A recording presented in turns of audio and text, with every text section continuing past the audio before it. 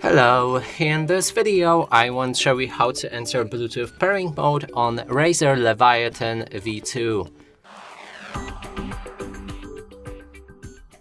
To do this, first we'll need to power on our speaker. In the meantime, let's navigate to the Bluetooth settings on my smartphone. And here in available devices, we'll be able to find the speaker. Now to enter pairing mode, there's a Bluetooth button next to the power button. Click and hold it for around 8 seconds until it enters the pairing mode. It will give you the voice prompt, and also the lights should change to blue like this. It will be pulsating. Then in the available devices, let's refresh it. And here in a few seconds, we'll be able to find the Razer Leviathan, and we can pair it with the smartphone. And that's it for this video. Hope you like it. Please consider subscribing to our channel, leave a like, and